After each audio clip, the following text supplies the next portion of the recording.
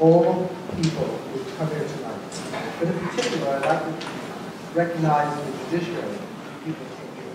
Let me start by saying Judge Adler, Judge Warhead, Judge Berliner, Judge Colangelo, Judge Cohn, Judge Ecker, Judge Haub, Judge Liddell, Judge Neary, Judge Nikolai, Judge Cooperman, Judge Scarpino, Judge Schenkman, Judge Gretchen Walsh, and Judge Thomas Walsh, Judge Gambelli, Judge Smith, and of course our Deputy County Executive Kevin Plunkett, and last but not least, our keynote speaker, our surrogate, Judge Sall. Thank you for coming.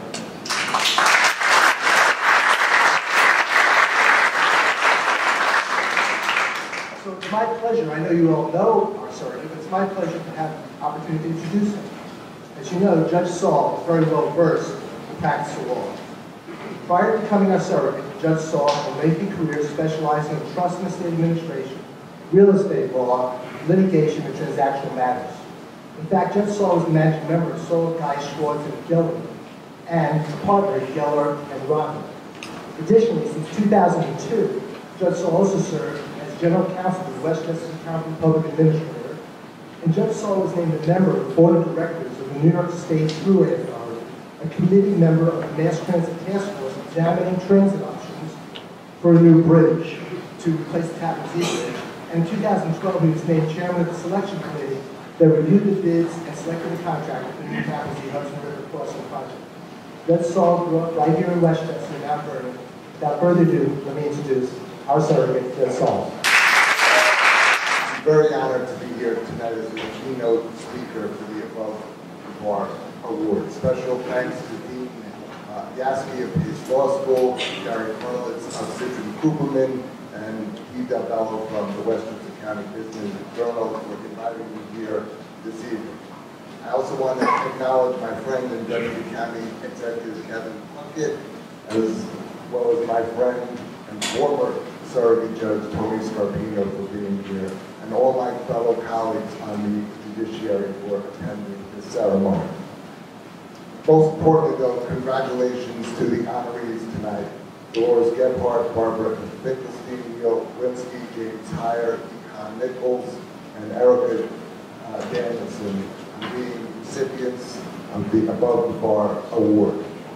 I was delighted to be invited this evening because in my lifetime I've had the opportunity to sit at a bar, even sometimes a bit below the bar, but now I can say I've been up above the bar. So, as I'm sure most of you know, I was elected surrogate this past fall after having been appointed by Governor Andrew Cuomo in May 2015. Prior to becoming surrogate, as Gary alluded to, I practiced law in this county for the past 30 years. It's been quite an adjustment for me, most of which has been extremely positive. While I do miss a lot of the people I worked with in my old firm and my paycheck, I really do enjoy being the surrogate and working with all the people in the surrogate's court.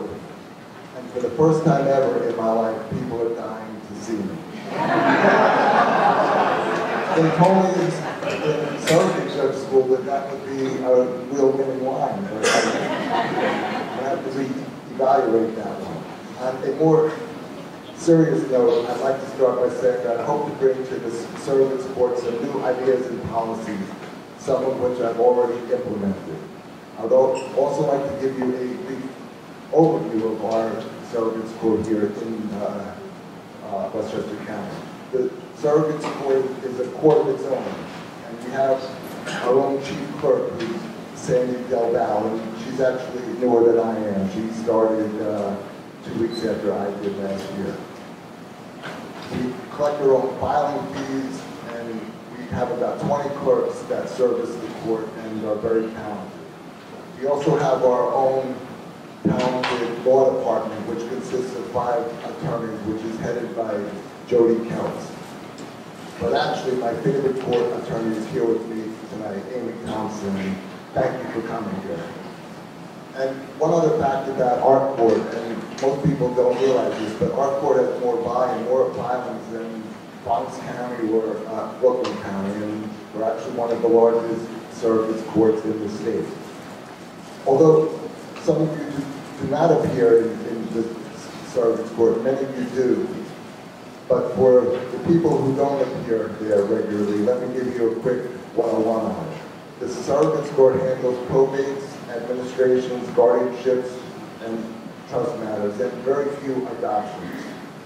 The court helps in resolving issues among and between family members. These types of disputes are the most contentious of all disputes. As you may very well imagine, losing a loved one and then having to create and administer an estate can be a daunting and overwhelming task for anybody. To make matters worse, the task of creating an estate happens during the most vulnerable times in people's lives. Many people are not experienced with probate practice, and they don't plan their estates well, or for that matter, at all. And what comes to mind is the entertainer Prince, who just passed and probably didn't have a will. I conference cases each week, and I see firsthand the different dynamics involved in each case. My over 30 years of legal experience in private practice has helped me tremendously in negotiating settlements and narrowing the issues between the parties. Of course, it also helps that I represented the Westchester County Public Administrator for 15 plus years and private clients for many years and became seasoned in surrogates court practice.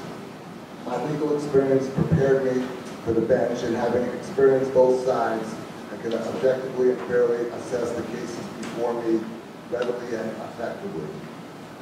Being the surrogate is an awesome responsibility.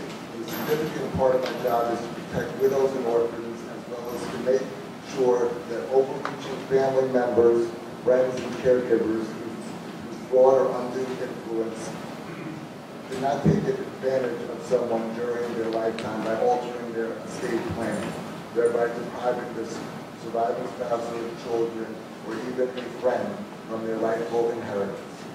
I take this responsibility quite seriously, as my own life experience necessitated exploring surrogate court proceedings when my own father died in 1978 at the age of 44. As I've said before, some people may call this baggage, but I call it a life experience that has helped shape me into the person that I am and has made me more aware of the challenges that one can face in their lifetime. My experience as a private practitioner will never be forgotten. Simply put, it was invaluable. I really miss all the phone calls at all hours, the mail, and of course, the never-ending emails. And as my kids would say, nah.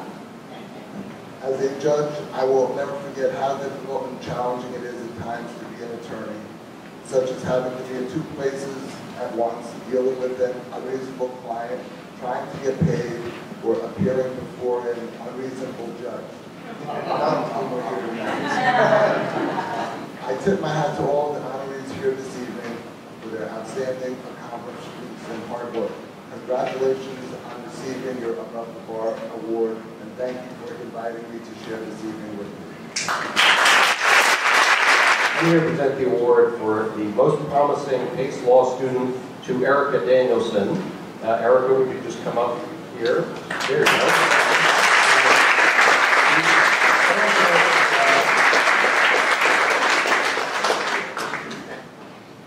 Textbook, really, definition of the student who deserves this award. She is the top 10% of her graduating class, law review, all that stuff. Worked for, as a research assistant for not one, but two of our terrific faculty, for David Dorfman, who has a draft textbook on New York civil procedure that is really the first of its kind. It's going to be a bombshell when it comes out, like the Harry Potter level, but and I know you were instrumental there, and with Mike on his work on prisoners' rights, which has had an extraordinary impact.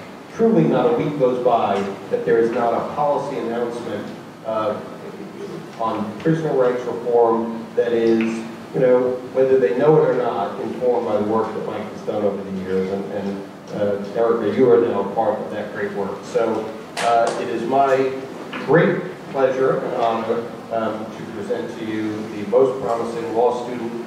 I know you're going to fulfill this promise and continue to, and I'm sorry, what I forgot to say was, it's not just all the great stuff and the work, but the heart.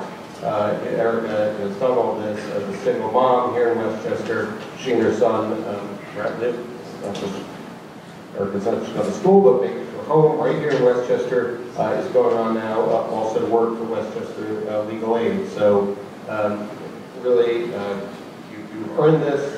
I know you're going to keep making us proud. Congratulations. Thank you so much, everyone, for coming. I have to say, I'm extremely surprised that I'm standing up here right now. If you would have asked me 10 years ago where I would be standing today, standing up here as a law school graduate, recently passed the bar, accepting this award, that would not have been my answer. 9 years ago, my son was born, and I decided to change my life and come to law school. It was a very hard decision for me to make. I was extremely nervous, but looking back now, after 3 years, it was definitely the right decision. Prior to accepting my admission here at Pace, I went with the criminal justice clinic that works in the Bronx with Professor David Dorfman and Professor Robin Frankel, and I knew right away that I wanted to do criminal defense. They were amazing professors to me for 3 years, amazing mentors, and I'll continue to keep in touch with them for the remainder of my career. My 2L year, I worked with Professor Michael Mushlin, and although he gave me a ton of work, it was an amazing opportunity to work with him. It was more work outside of the classroom, being a voice in solitary confinement reform, and it was just absolutely amazing, everything. He's been a mentor as well. I also want to thank everyone at the Legal Aid Society of Westchester, Claire Degnan, Jorge Varela, David Weiss-Hughes. They allowed me to do the Pro Bono Scholars Program with them, which I was able to take the bar in February, intern for my last semester, and take the bar prior to graduation. So I just graduated 2 weeks ago or so, and I'm getting sworn in another 2 weeks. So it was an accelerated program. It was amazing, and they're even more amazing for offering me a job after. So as I said, I just want to thank everyone. I'm so happy to have graduated from Pace. I'm happy to be in the Westchester community. Me and my son love it up here, and I just thank everyone so much for all their support. As the first Pace Sitter Award winner, I'm really honored to present this award to an attorney who is respected for the success she has had in effecting change, her leadership, and her dedication and passion for numerous causes. So with that, Dolores, if you would come up, I'm happy to present this award to you. Somebody pinch me, because I really can't even believe this year so far. It's been quite a year. First, the State Bar was kind enough to give me the K. Crawford Murray Award, and now this. And grateful as I am for the State Bar's recognition, the Pace Center Award means more to me, because this is my stomping ground, and you are my peeps. It is recognition from you, my peers, my colleagues, and my friends that means so much to me. My humble thanks to the nominating committee for choosing me from among the list of very worthy candidates. I have heard this award referred to as a Lifetime Achievement Award. I surely hope not, because I am no spring chicken, but I got a few more things I'd like to achieve. And I'm not going to give up until I get them. Thank you very much to my colleagues from McCarthy-Fingar, some of whom are here with me tonight. And thank you to my dear friends at the Westchester Women's Bar Association and the White Plains Bar Association who nominated me. The many letters that you wrote on my behalf touched my heart. I know Matthew Renner, the president of the White Plains Bar, is here somewhere. I met with Susan Edwards, the incoming president of the Women's Bar, is here. And all of my friends in the audience, thank you. You are so dear to me. Special thanks go to my sisters from another mother, Lisa Bluestein and Deb Scalise, who inspire me to excellence by their example. And the Honorable Sandra Miller, who is a living legend who I'm proud to call my mentor and friend. And let me take a little aside about Judge Miller. She left today from Morocco. Wow. Yeah, she's 87 years old now. I wish I could just be a tiny bit like her. And I have to save the best for the incomparable Kathleen Dinelli. the most brilliant, generous, and tenacious woman I know. I see her hiding in the background. Who has spent the last 16 years putting up with me as a crazy partner and teaching me to fish. Thank you, Pat. I know with pride that all of these women are past presidents of the Women's Bar. 2 of them are past presidents of the White Plains Bar, and all of them are either on the above the bar nominating committee or are past recipients themselves. Lesson number 1 in how to be a pace setter: choose your friends wisely. I entered and graduated from law school at a very interesting time. It was after the days when women couldn't get into school because they were taking seats away from men, and before the days of Anita Hill, when sex discrimination became a household word. In 1979, I was a sophomore at Cornell University School of Industrial and Labor Relations, and I see Sherry there in the audience. One of my classmates is actually here, I can't believe it. Thank you for coming. I couldn't wait to take that class, and I loved every minute of it. I still have my dog-eared casebook with all the highlighting and all the notes in the margins, right? And so imagine my disappointment when my faculty advisor told me that I was not law school material. He told me that I should consider a career as a paralegal. I suspected he would never say this to a male student, and at the time, 2/3 of the students were men. But it didn't occur to me to complain. I was 20 years old, and it was 1979. Instead, I saw myself as he must have seen me, a middling student who put more effort into frat parties than she did her studies. I don't remember what I said to him, but I remember what I did. I buckled down. I worked hard academically for the first time in my life. I made the dean's list every semester after that. And guess what? I got into law school. Lesson number 2 in how to become a pace setter: never let anyone tell you no. Never give up, never surrender. Let's fast forward a couple years. On my first day as an associate at a New York law firm, a young female paralegal at the firm was told that she was assigned to work for me. She replied that she refused to work for a woman and quit on the spot. True story. This was well before the internet. She had no idea who I was, what I was all about, or I didn't. She didn't know anything about me. I subsequently learned that quite a few others shared the same low opinion of female bosses. Lesson number 3 in how to be a pace setter: treat the people who work for you with kindness, respect, and fairness. It is the best favor that you can do for yourself. My 4th and last lesson in how to become a pace setter is to instill in others the tools and will to succeed. That is what led me to leadership roles in 4 bar associations. That is what led me to become a champion for women in the law. That is what led me to advocate for change in the law. And as proud as I am of my professional accomplishments, I am prouder still of my personal accomplishments, my family. My daughters are currently stuck in traffic and have missed this entire thing. But I'll give them a shout out anyway. My husband, Sil Mazzella, needs no encouragement from me. He is the owner of White Plains Piano and Organ Company, and he is here tonight. Anyone looking for a piano, please say hi to Sil. I have the podium, I can say what I want. My biggest successes are my daughters, in whom I see the same tenacity that I showed way back when I was 20 and discouraged from applying to law school. Nora Berger, who overcame multiple disabilities to graduate from New York University. And Jennifer Berger, a talented actress and vocalist who is pursuing her dream as a musical theater major at the Cap 21 Conservatory in New York. They are powerful, brilliant women in their own right, and they have what it takes to be pace setters. Thank you and good night. Good evening. I'm honored to be here and participate in the 10th anniversary for the Haub Bar Awards. As the first winner of the Most Socially Responsible Award, I'm very honored to be able to present this award to an attorney who's dedicated her life and career to expanding access to justice, and currently serves as the leader of the legal services for the Hudson Valley. Barbara Finkelstein is, in her leadership role, is making sure that legal services for those in need, impoverished, in Westchester, Putnam, Dutchess, Orange, Rockland, Sullivan, and Ulster counties is available at the highest level. I'm honored to ask Barbara to come up and congratulate you on the award.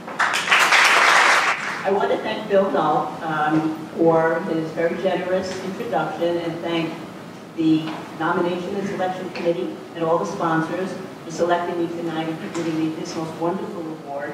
And also thank Legal Services of the Hudson Valley for nominating me and really acknowledge all of the staff and board members that are here tonight, because without them, I could never win this award, and without them, I could never continue the work that is so meaningful to me and that I've done my entire life. I went to law school to be a civil legal services attorney. And, you know, some people in my organization have done that, but not that many people do that. Unlike Dolores, I went to Rutgers Law School and I was encouraged to enter law school. That was, at that time, was a very progressive law school, and I was really attracted there by Arthur Floyd, a famous civil rights attorney. And I guess I got my training there, and when your training is working for the underdog, you develop a very thick skin and a very aggressive manner. I believed then, as I believe now, that lawyers have a very, very special place in society. They, you know, they're the catalyst for social change, and they're also the people who challenge injustice.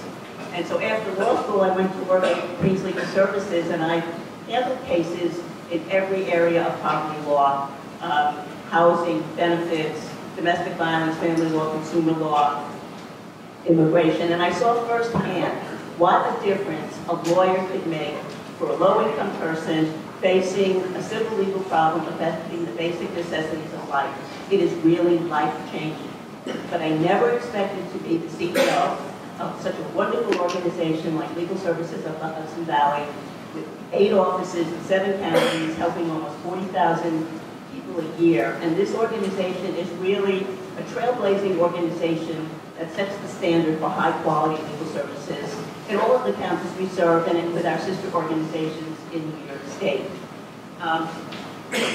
Next year will be Legal Services of the Hudson Valley's 50th anniversary, and I am very, very proud of that, and I think that is an accomplishment, and we intend to keep providing more services in all of the counties for the next 50, 100 to 100 years.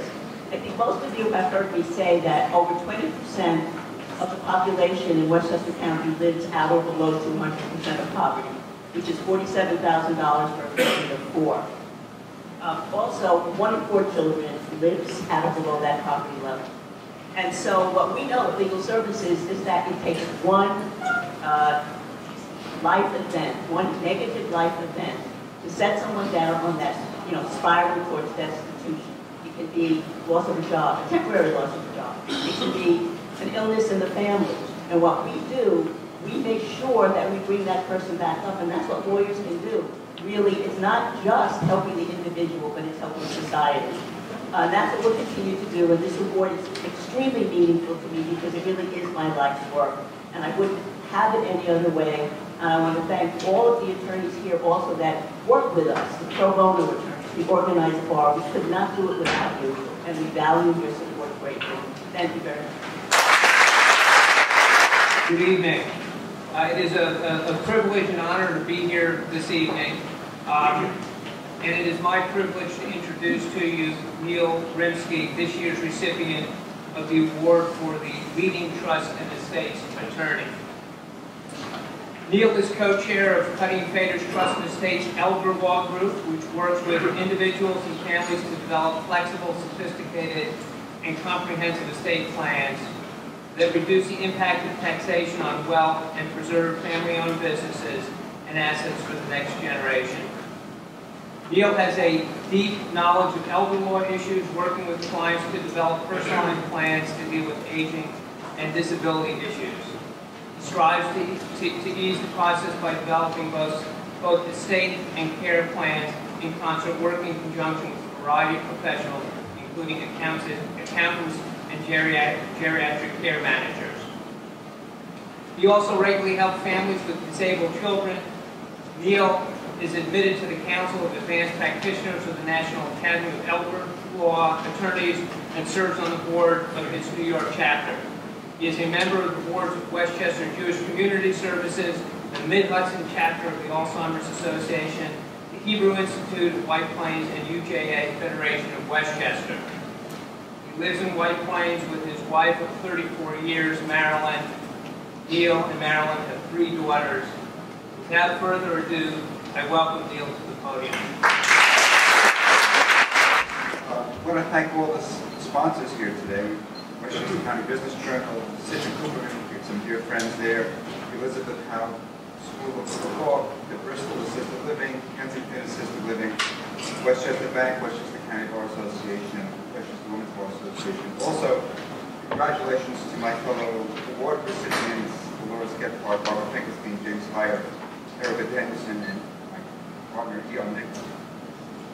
What makes this award special to myself and to all of the recipients is that it emphasizes what you value in your professionals. You value professionals who provide services to the best of their ability, but more important, you value professionals whose instinct is to understand that the greatest honor is to give back to the community, to provide services and precious time to the community as a whole, and in particular to those less fortunate. It is our honor and our responsibility to make such contributions. I thank you for considering me among the professionals who consider that responsibility as an essential part of their life's work. Thank you. There seems to be a common theme tonight, and it seems to be honoring people based on service. And when you think about our profession, we're not often thought about in terms of service. We're thought about in terms of a number of other things, many of which we had younger people here I couldn't even repeat. But I have to say it's my distinct pleasure to be among all of you today, and I sincerely want to express my gratitude and my congratulations to all of the nominees and honorees.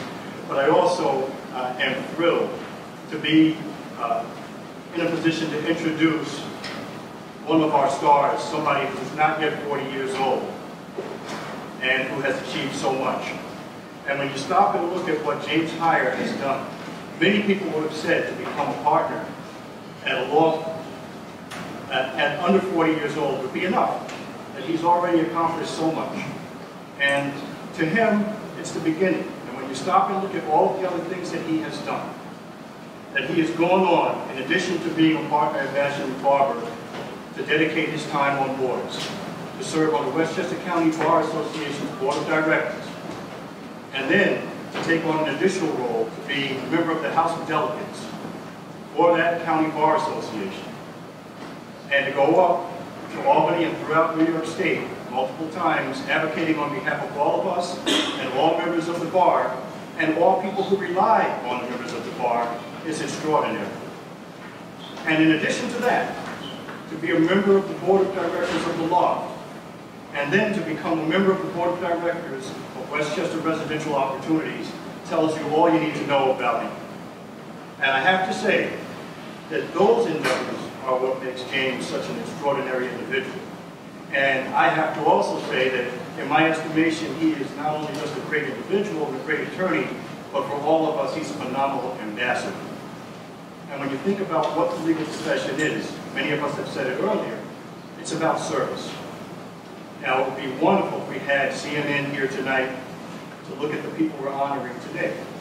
And we're not honoring them because of their brilliance. We're not honoring them because of their success in the legal arena. We're honoring them because they really are ambassadors. They put the best foot forward for each and every one of us.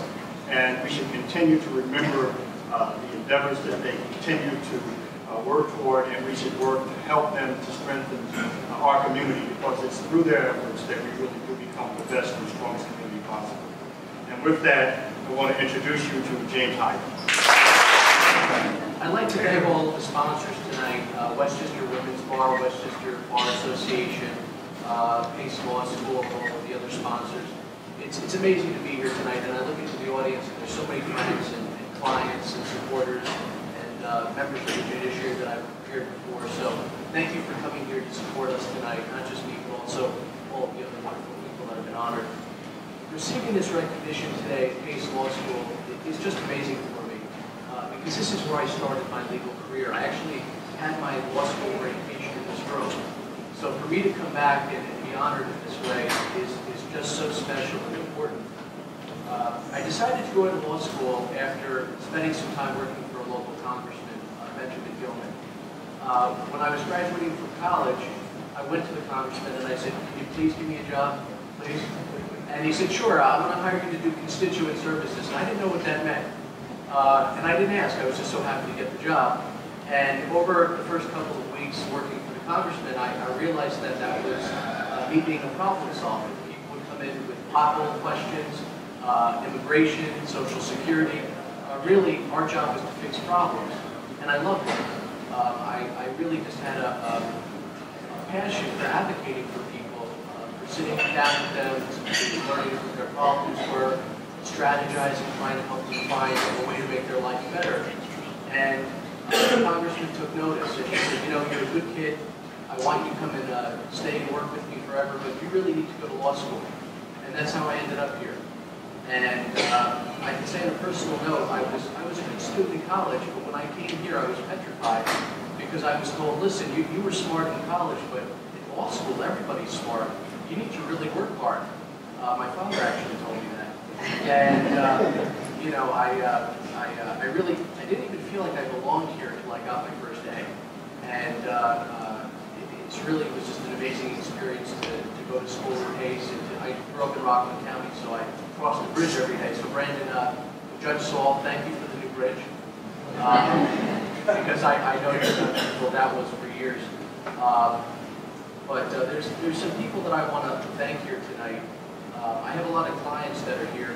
It's funny, when you practice law, and I consider myself to be a country lawyer. I go to people's houses. Today I went to Putnam County to pick up real estate documents, and then I went all the way to Middletown to do a real estate transaction.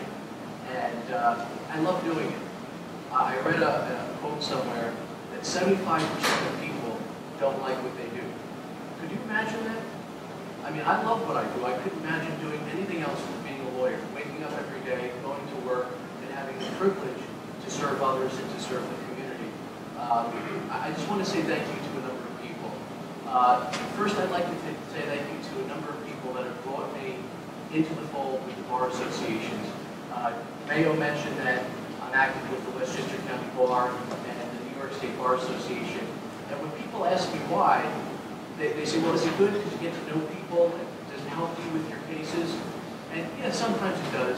But really, it's more important to me to meet my adversaries, because civility in our profession sometimes is lacking. And I feel that when you meet people that are on the other side of the table, you meet another attorney, you meet a judge, it's harder to be nasty. And in our profession, we need to be civil. And then the Bar Association really promotes that. We strengthen the profession, and it's just an amazing opportunity.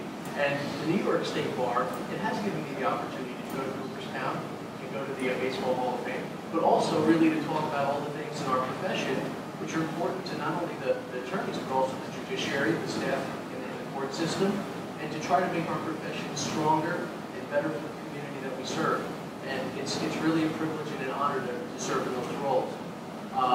In regard to the community service, I'm really proud to say that it's been something that has been a lifelong passion of mine to volunteer. Not enough people do that, and as lawyers, people look at us with respect. It's amazing. I went into a room once, and when I first got admitted, and I had the ESQ after my name, and I was just amazed about how people listen to me. I mean, before they listened, but now it's, if you're an attorney, it must be correct. And they do value our opinions, and there's some special people here tonight. Nick Danielsen, the founder of Westchester Residential Opportunities, and some of my other board members. I've been involved with WRO since I was a law student for about 15 years. And I'm on the board of directors now, and it's something that I do that I love. I help keep people in their homes. That's what we do as an organization. And as a lawyer, I really just enjoy doing it. There's also some members of the board of the Law LGBT Community Services Center here. I've been on that board for a number of years as well, and we've done some work there, pro bono work, and I want to thank them for coming today. I'd also like to thank some people that got me involved with the bar associations, like Dan Hollis, Jody Fay, Kelly Welch, to name a few. They've been very special and helpful in my career. There's also two other people here today, Gary Bashan and Irving Barber. You want to stand up? Come on, Gary, stand up.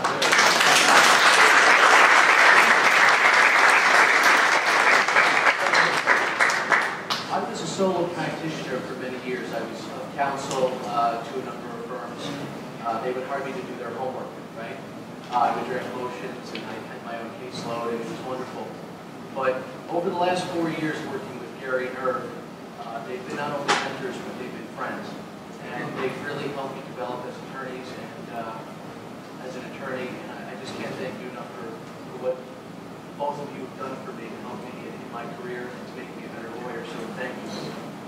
I also want to thank two very important people, my mother and my father. When I graduated from law school, I was here actually getting ready to do the commencement, and my father looked at the brochure and he said, you know, on the back, in like 8 font letters, it said, you haven't graduated yet until you get your last report card. And I said, God, I swear, I'm an ace. I graduated. He said, I'm going to wait until you get your last report card. And then when I graduated, my parents gave me something very special. They gave me a plaque that says, honest lawyer. And at the time, I thought it was hokey, but it's in the corner of my office. And when people walk in, they see it, and they say, what is that? Where did you get that? And I said, when I graduated, my parents told me, we don't just want you to be successful, we want you to be honest. We want you to help people, we want you to be trustworthy, we don't want you to be a lawyer cartoon, we want you to be somebody who the community respects and was a good role model in the legal community. And I have to say that they've taught me everything I know about ethics, about morals, and about hard work and dedication. So thank you.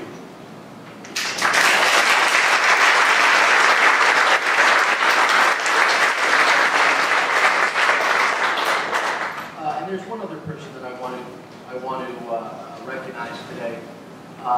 Who's a lawyer in here? If you could raise your hand, or a judge. There's a lot of people. You don't want to raise your hand. One of the things that people say about the legal profession is it's a jealous mistress. I'm not married, but I've been living in sin for a long time. And my other partner that lives with me, tolerates me, watches me come home at 12 o'clock, 1 o'clock. I left today at 6 o'clock in the morning. And I wake up and the alarm goes off and he looks at me and says, God, you're crazy. What are you doing? And I said, well, I got to get the work done. I came home yesterday at 1 o'clock in the morning and he said, what are you doing? I said, I'm not cheating, I'm too tired. I said, I worked on a great motion, and he sat there and listened to me for 20 minutes, telling him about the legal brief that I worked on, which any non-lawyer would say, Jesus, who cares? But it's what I love to do, and I just want to thank him. Michael Schmitz.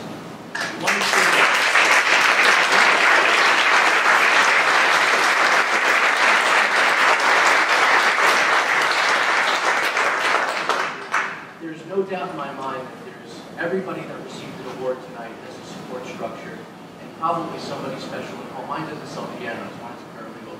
But it's really important to have good people around you, friends, colleagues,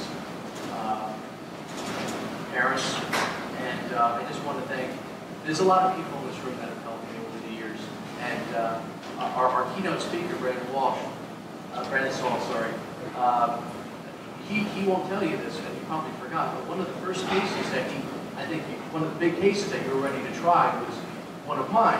And he said, this is going to be one of my first trials. I'm going to show people that I'm tough.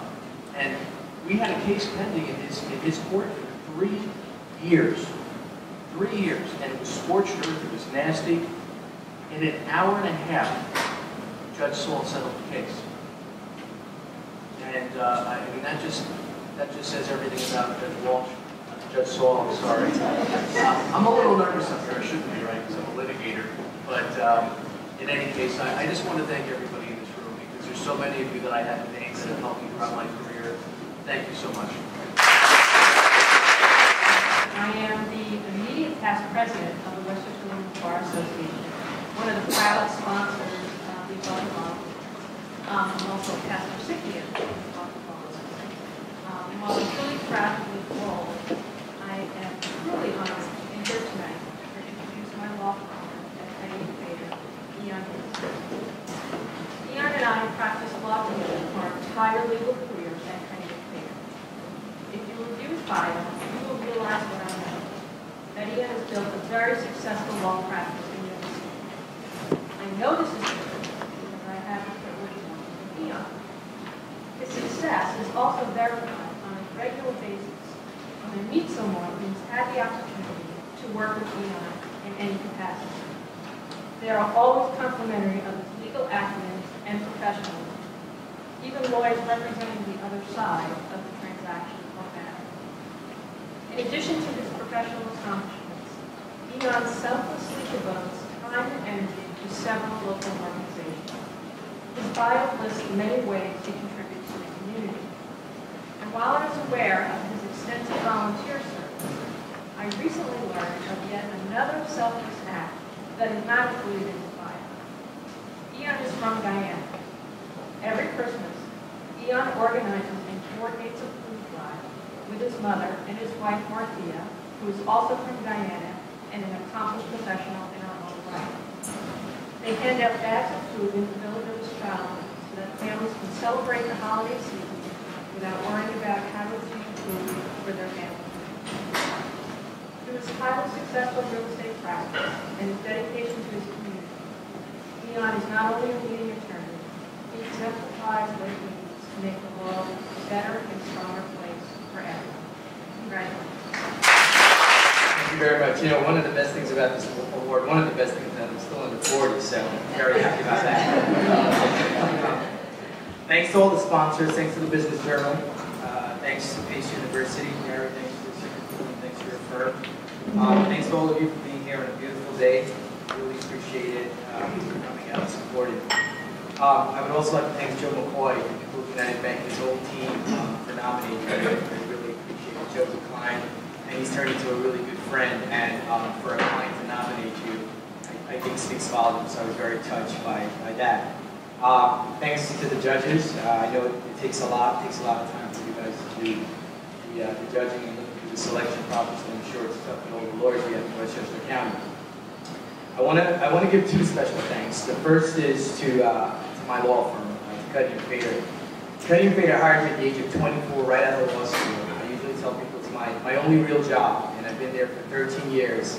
It's been an awesome ride, and I really want to thank the people, not just the lawyers, but the non-lawyers at my firm, and many of the lawyers are in the room. I want to tell you guys thank you so much. You've helped to shape me professionally, but also personally, and I really, really appreciate that. And the last thanks is to my wife and my family. They're not here, but they keep me going and they keep me grounded. Thank you very much.